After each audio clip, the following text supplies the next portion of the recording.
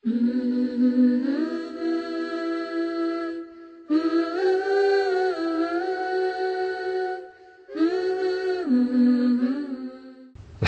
ওয়াসসালাতু ওয়াসসালামু আলা রাসূলিল্লাহ ওয়া আলা আলিহি ওয়া আসহাবিহি ওয়া মান ওয়ালা, আম্মা বাদ। আসসালামু আলাইকুম ওয়া রাহমাতুল্লাহি ওয়া বারাকাতুহু। বন্ধুগণ, আজকে আপনাদের জন্য যে উপহার সেটি হচ্ছে কি আল গোসল। আল গোসল, গোসল কাকে বলে, কিভাবে করতে হয়, কেন করতে হয়, এ বিষয়ে আমাদের সঠিক ধারণা রাখা জানা দরকার। অনেকে আছে সারা জিন্দগি গোসল করেন কিন্তু গোসলের পদ্ধতিটা জানেন না, সুন্নতি তরিকাটা জানে না। এটা বড় অন্যায়, বড় একটা অবহেলা। আমাদের মনে রাখতে হবে গোসল ওয়াইন কুনতুম জুনুবান ফাত্তাহহারু, আল্লাহ রাব্বুল আলামিন আমাদেরকে গোসল করতে বলেছেন, পবিত্রতা অর্জন করতে বলেছেন। সমস্ত গোসল বলা হয় সমস্ত শরীরকে ধৌত করা। আজ আসুন আজকে আমরা মুহাম্মদুর রাসূলুল্লাহ সাল্লাল্লাহু আলাইহি ওয়াসাল্লাম কিভাবে গোসল করতেন, এই গোসল কিছু আছে যেটা ফরজ।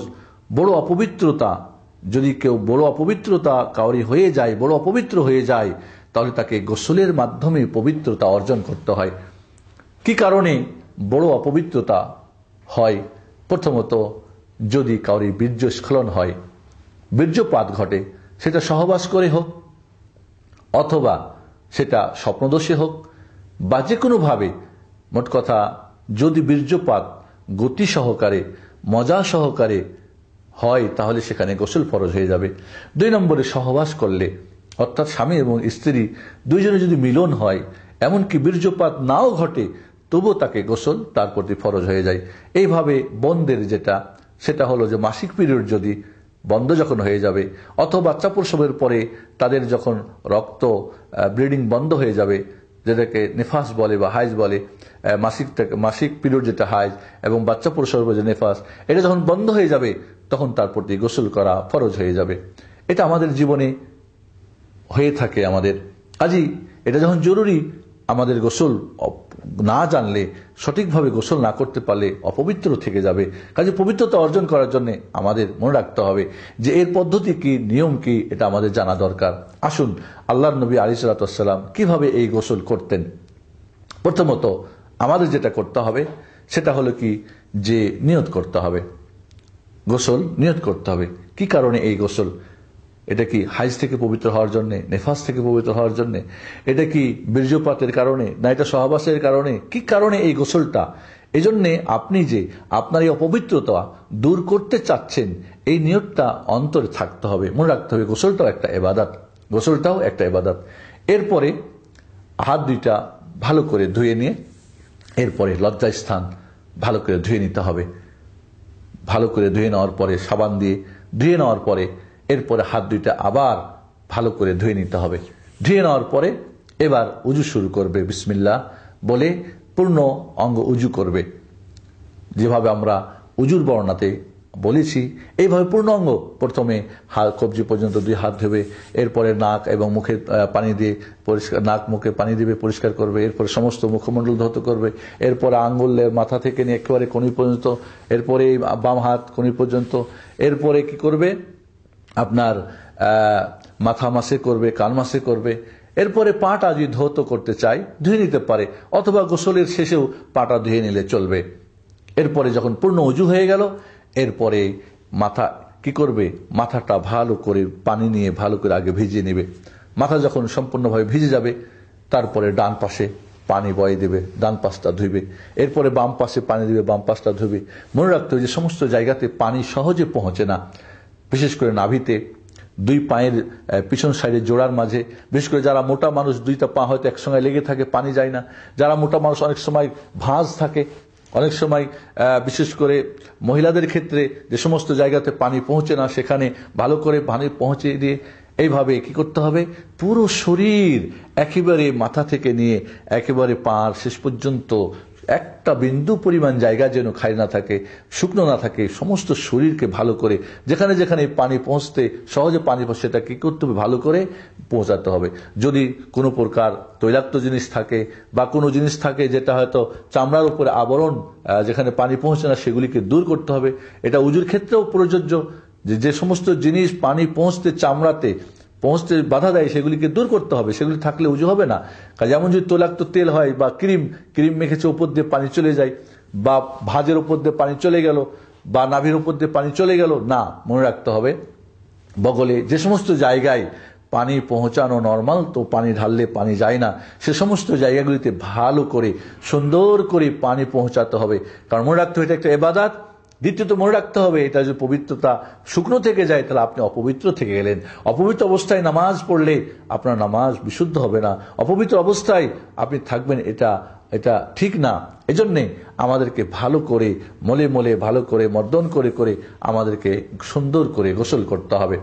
এবং গোসল শেষে আপনি যদি পা আগে না ধুয়ে থাকেন, আর বিশেষ করে কাঁচা বাথরুম যদি হয় অথবা যেখানে পানি জমে থাকে সেখানে আবারও পাটাকে ধুয়ে নিতে হবে।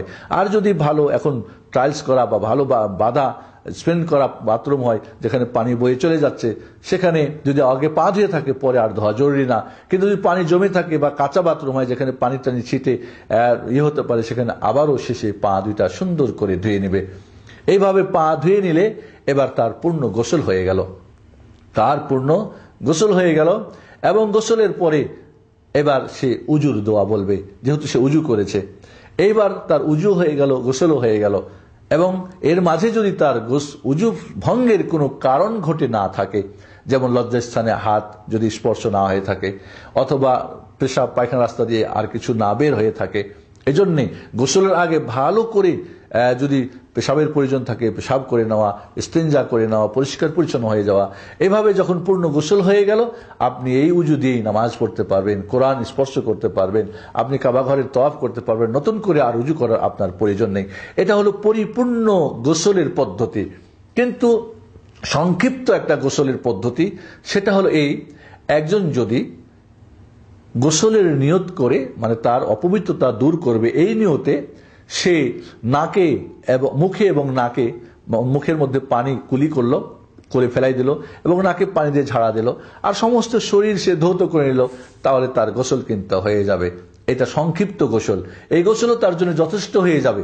কিন্তু আমরা যে আগে বর্ণনা দিয়েছি, যে আগে পরিষ্কার হয়ে যাওয়া, এরপরে হাত দুইটা ধুয়ে নেওয়া, এরপরে লজ্জাস্থান ভালো করে ধুয়ে নেওয়া, এরপর হাত দুইটা পরিষ্কার করে নেওয়া, এরপরে পূর্ণ অঙ্গ উজু করা, এরপরে মাথা ভিজিয়ে নিয়ে এরপরে ডান, এরপরে বাম, এরপরে এইভাবে গোসল করা, এটা হলো পরিপূর্ণ গোসল, সুন্নতি তরিকায় গোসল। রাসূলুল্লাহ সাল্লাল্লাহু আলাইহি ওয়াসাল্লাম এভাবে করেছেন। তবে আমরা আবারও বলছি, সংক্ষিপ্ত গোসল হলো যে মুখে এবং নাকে নিয়ত করে, মুখে এবং নাকে পানি দিয়ে যদি কেউ সমস্ত শরীর ধৌত করে, তাহলে তার গোসল পরিপূর্ণ হয়ে গেল।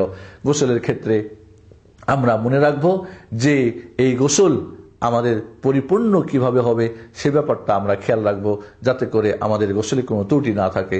আল্লাহ রাব্বুল আলামিন আমাদেরকে পূর্ণ অঙ্গ সুন্দর করে এই গোসল।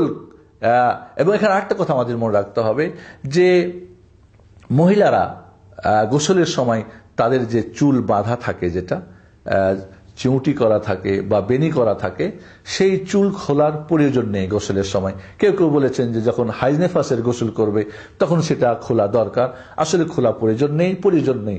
এভাবে শুধু মাথার চামড়া পর্যন্ত পানি পৌঁছলেই যথেষ্ট। এই তাদের বেনি খোলা প্রয়োজন নেই, বা সমস্ত চুল ভিজে আবার শুকাতে তাদের অনেকের আবার অ্যালার্জি থাকে, ঠান্ডা থাকে, কষ্ট হয় না। আল্লাহ নবী আলাইহিস সালাতু ওয়াস সালাম এই চুল খোলার প্রয়োজন বলেন নাই, চুল না খুলেই শুধু। তবে মনে রাখতে হবে চুল বাঁধা থাকলে যাতে করে ভালো করে পানি চামড়া পর্যন্ত পৌঁছে। শুধু চুলের উপর দিয়ে ভিজাই নিবে তা হবে না, পানি যেন মাথার চামড়া সম্পূর্ণ যেন ভিজে, সেই জিনিসটা খেয়াল রাখতে হবে। এইভাবে আমরা যদি গোসল করি তাহলে ইনশাআল্লাহ আমাদের গোসল পরিপূর্ণ হবে এবং আমরা পূর্ণভাবে পবিত্রতা অর্জন করতে পারবো। সেটা বীর্যপাত ঘটার কারণে ফরজ গোসল হোক, অথবা সহবাস বীর্যপাত না হলেও গোসল ফরজ হয়, এটা মনে রাখতে হবে। এভাবে মহিলাদের বিশেষ কারণে যে গোসল, সে ক্ষেত্রেও আমাদের গোসল পরিপূর্ণ হয়ে যাবে। আল্লাহ রাব্বুল আলামিন আমাদেরকে, আল্লাহ হাবিব মুহাম্মদ সাল্লাল্লাহু আলাইহি ওয়াসাল্লাম যেভাবে গোসল করতেন সেইভাবে গোসল করার আমাদেরকে তৌফিক দান করুন। আমিন। আসসালামু আলাইকুম ওয়া রাহমাতুল্লাহি ওয়া বারাকাতুহু।